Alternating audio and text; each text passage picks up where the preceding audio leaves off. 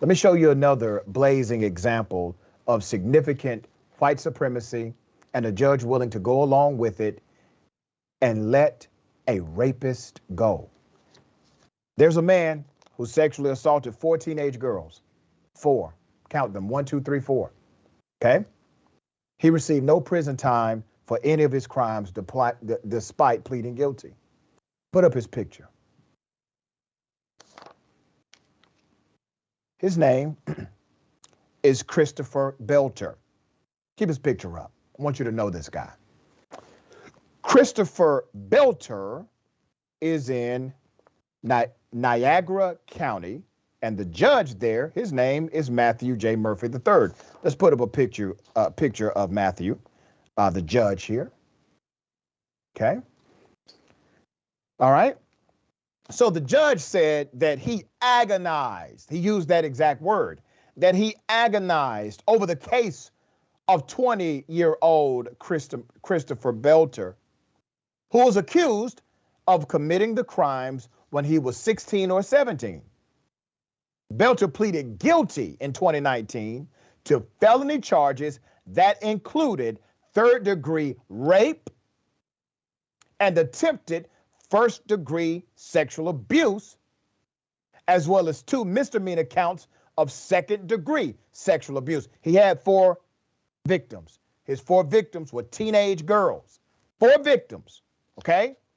Don't forget, put up his picture again, Mr. Belter. All right?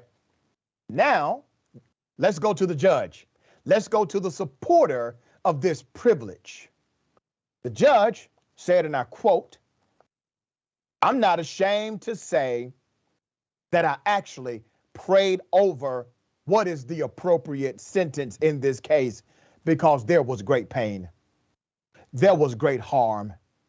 There were multiple crimes committed in this case, according to Judge Murphy. It seems to me that a sentence that involves incarceration or partial incarceration is not appropriate. So I am going to sentence you to probation." 4 victims. Don't forget, he pleaded guilty to it. 4 victims, rape, sexual assault, sexual abuse. He said he did it. Judge says, oh, they're there. I prayed to white Jesus. And white Jesus has told me to let the devil go. It gets deeper. The judge, you see, because of all of this power he has in his judicial role, offered absolutely no further explanation. None. Was not required to. Belter faced a maximum sentence of 8 years for what he pleaded guilty to. He will have to register as a sex offender. Even though he has 4 victims out there, he serves no prison time. In 2018, I'm giving you the background. Belter, the guy who did the rape, was 17, was charged with first-degree rape, third-degree rape, and sexual abuse for the assaults. The judge at the time, Sarah Sheldon, placed Belter on 2 years interim probation and gave him the chance to apply for youthful offender status in his sentencing.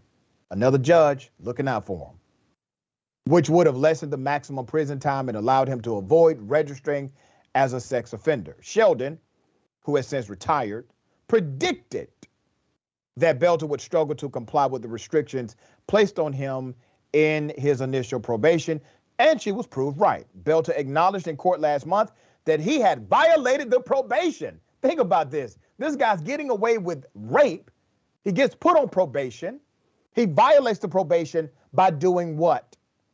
By installing software on his computer that allowed him to view pornography, which, by the way, in his probated sentence, he was not allowed to do.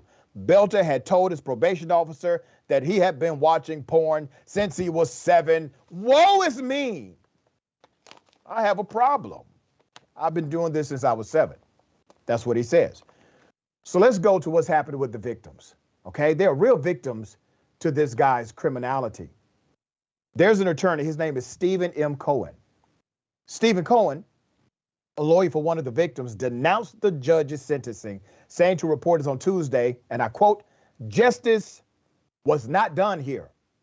My client threw up in the ladies' room following the sentencing.